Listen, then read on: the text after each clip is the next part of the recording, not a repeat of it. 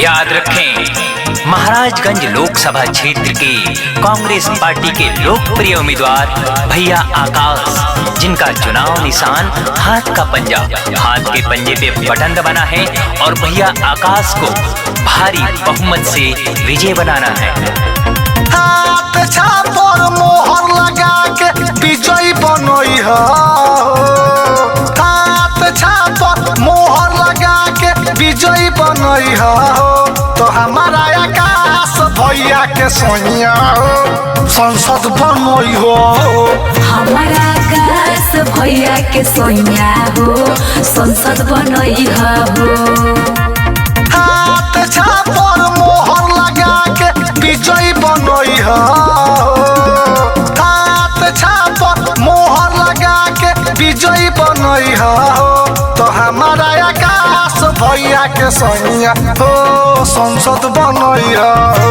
हमारा आकाश भैया के सोनिया हो संसद बनई हो। हर जोर जुल्म की टक्कर में संघर्ष हमारा नारा है, हर जोर जुल्म की टक्कर में संघर्ष हमारा नारा है। याद रखना है, आप सभी का चुनाव निशान हाथ का पंजा, माताएं और बहनों का चुनाव निशान हाथ का पंजा, नौजवान साथियों का चुनाव निशान हाथ का पंजा, हाथ के पंजे पर बटन दबाना है। भैया आकाश को लोकसभा क्षेत्र से भारी बहुमत से विजय बनाना है। नया नया करी है उकामावा वादा के हउए रे पाका, रउए नु हाथ में बावे ए भैया नेता चुने के साचा। ए चाची नया नया करी है उकामावा वादा के हउए रे पाका, रउए नु हाथ में बावे ए भैया नेता चुने के साचा। उहे पार लगोई है ए भैया हमनी के नैया हो, उहे पार लगोई है ए भैया हमनी के नैया हो, तो अब की आकाश भैया के संसद तू बना दहे सोनिया हो। हमारा आकाश भैया के सोनिया हो संसद बनई हो। याद रखें, आप सबका चुनाव निशान, नौजवान साथियों का चुनाव निशान हाथ का पंजा, हाथ के पंजे पर बटन दबाना है। भैया आकाश को भारी बहुमत से विजय बनाना है।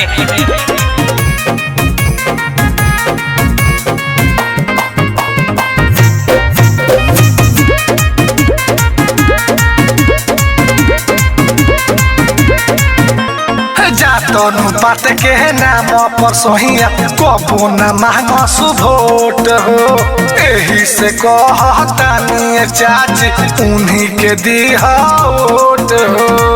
ए चाची ए दीदी, जातनु बात के नाम पर भैया कबो न मांगो सुभोट हो, एही से कहतानी चाची उन्हीं के दीह वोट हो।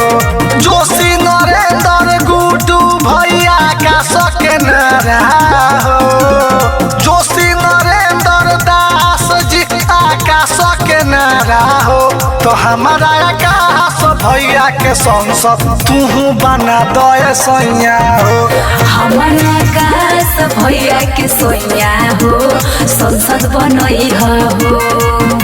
याद रखें, आप सबका चुनाव निशान, माताओं बहनों का चुनाव निशान, नौजवान साथियों का चुनाव निशान हाथ का पंजा, हाथ का पंजा, हाथ के पंजे पर बटन दबाना है।